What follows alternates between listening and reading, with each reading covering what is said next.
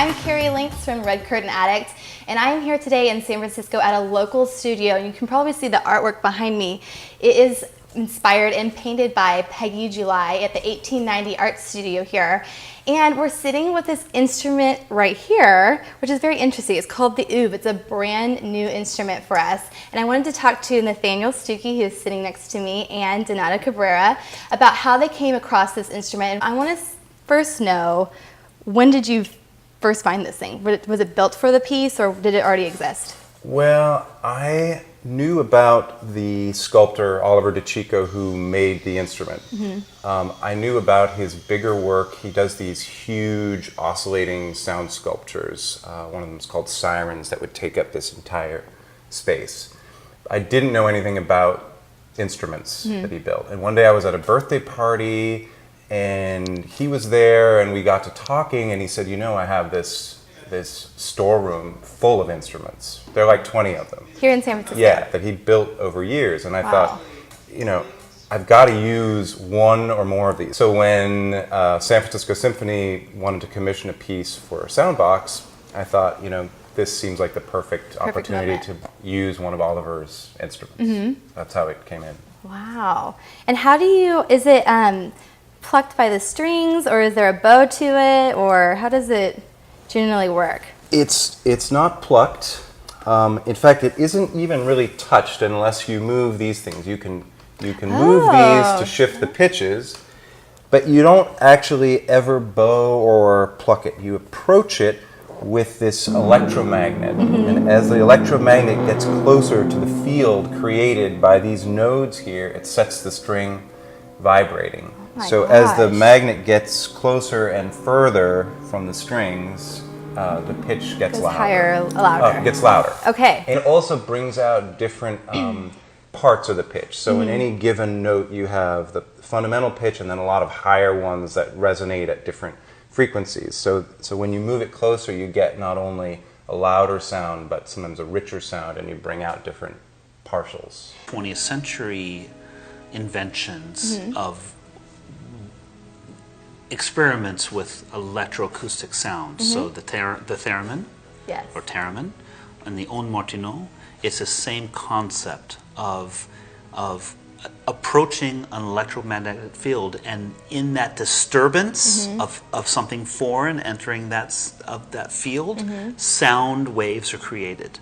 And it's this is the same concept of those early instruments. Yeah, a little like a theremin, except a theremin you just had the one woo kind of sound, whereas this has the much, all of it. It's all it's everything at once, and that's what makes this instrument. And I don't want to take away from what you were saying, but this instrument sort of has that idea of yielding to total elation because it's all sound at once. Wow. And it's not so much an instrument that you might think of today, like a violin or a French horn or a piano that creates discrete individual pitches. It creates this ambiance that from which sound can emerge. Wow. And it's that this yielding to this total soundscape that what's so inspiring of the piece. It's what begins the piece and what ends the piece. Interesting. Nat's piece. So it's just not the musical thing so that we have here. It starts with this oud sound at the very beginning, and then the orchestra comes in. Grows out of it. Grows out of it. Got it. Oh, interesting. Okay. So basically everything that the orchestra does for the first 6 or 7 minutes, a long time, is just drawing out of this sound. Oliver, in addition to being a great artist, has a sense of humor, and the reason it's called the oud is, if you look at it from the side, it kind of looks like a Hoover vacuum cleaner. So, it kind of does, doesn't it? It's as simple as that. The funny thing to me, though, is that I only learned this maybe just before going to Las Vegas, so I didn't know anything about the origin of it. And to me, it always sounded like some kind of Latinate version of egg. Like, you know, ovule, or, because that's the way I treat it. To me, it's like the egg of the piece that everything grows out of. So when he told me the actual origin of the name, I thought, I'm going to go with my own story. So So Donato, so you actually, did you hear about this through Nathaniel, about this oeuvre experience? How did you decide to then take it to the Las Vegas Philharmonic? It was a little more, how should I say, the time scale of its gestation, of how this piece came to be, had a little bit more longer and more in-depth inspiration. I remember a couple of years ago, Nat coming to a performance of mine with the California Symphony and sort of being inspired by the piece that we were performing, which was Dvorak's Symphony No. 9 from the New World. And, Yeah, I remember that. and how that piece for Nat had this special meaning. Not the piece, it was your performance. Oh. Yeah, it was actually Donato's performance that had a special resonance for me. I'm actually not a really big fan of that piece, but I loved that performance. Okay. Because it was very full of character. It was you treat it kind of like an opera, so it had a very Lots of emotion to it. yeah. It was a really great performance. And we were talking. Now I love the piece. Shortly, exactly. Because of Donato. We were talking shortly afterward, perhaps the following day, or maybe even the drive home, about how Nat wanted to compose something symphonic again, something that was longer in time scale than maybe just an overture or maybe something approaching a symphony. And so I was eagerly awaiting further response from that, and it came to pass that the Las Vegas Philharmonic wanted to do something new, and I was encouraging that with our audience there. And he began writing this piece, and he started also sending me, you sent me a San Francisco Chronicle article about A.G. Rizzoli.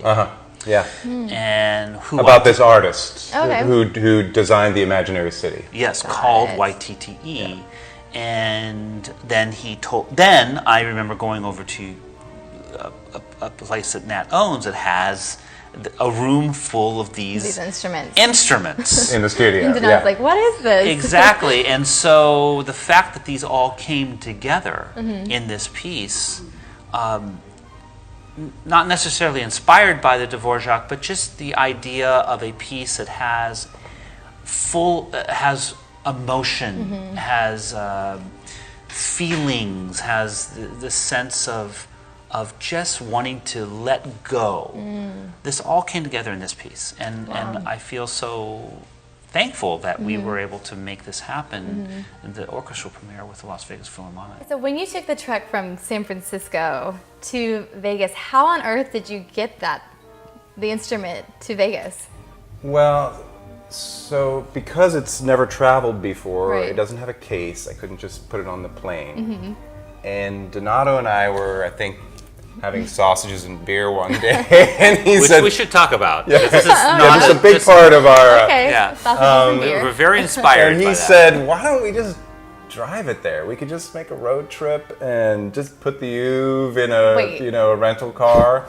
Sounds like a joke. A composer, a conductor, and an oeuvre in a Yeah. car on the way to Vegas. So I got a minivan where the oeuvre had its own oeuvre chute, and I just kind of slide it in there, and I could put on its seatbelt and everything. It was, Oh my gosh. So it was really, really And when you fun. went and stopped for, a dinner break, did you take it inside with you, or did Well, you? you have to. I'm a have. musician. No violinist would leave his fiddle in the car, right? So Right. if you're an oeuvist, you bring in the oeuvre. Yes. So, What did people think? Did they look at you strangely? Like, what is this person bringing in this restaurant? Oddly, no. Oh. Because This was the Nevada desert. I'm used to seeing that kind of thing.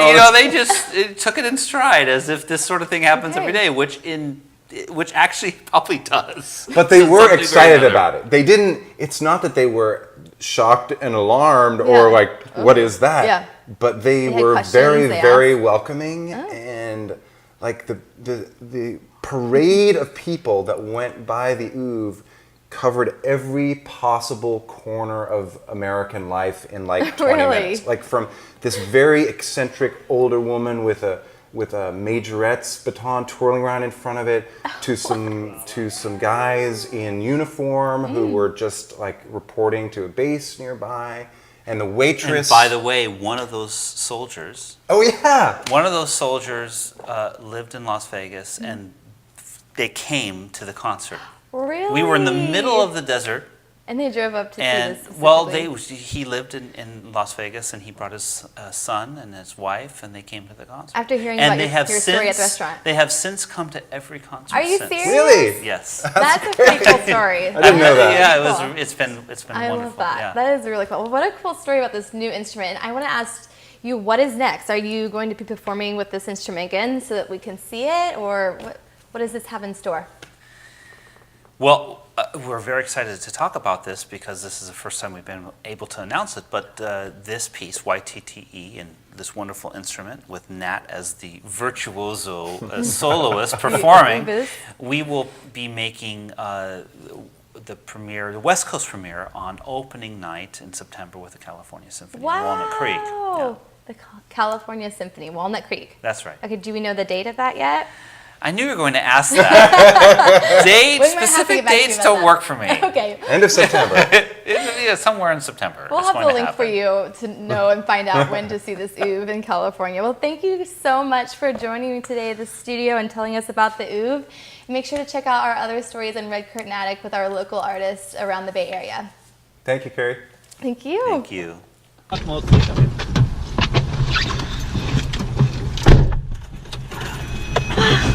my gosh, you guys, thank you so much for that energy. That was awesome. So much fun. It was super great. fun. Oh, but wait, Carrie, we forgot to tell you about this recording we did, this new release. Wait, a new release? What is it? Nat, why don't you tell her? So we've been working on this record. This piece is called Zippers. It's about these two singers who do a kind of nightly boy meets girl routine, only one night they really get into it and they end up kind of accidentally hooking up in her dressing room. So it's... Wait, and when is this album coming out? It's this spring. We're just finishing up right now. I have the master here because we're supposed to listen to it. Oh, what? Turn it on. Okay, all right. Just a second. Hear it. Just let me, stop sign. Stop sign. All right. We're at the stop sign. All right. It's perfect for the car. So that's your grandfather's orchestra music. No, it's not. I'm kind of loving this.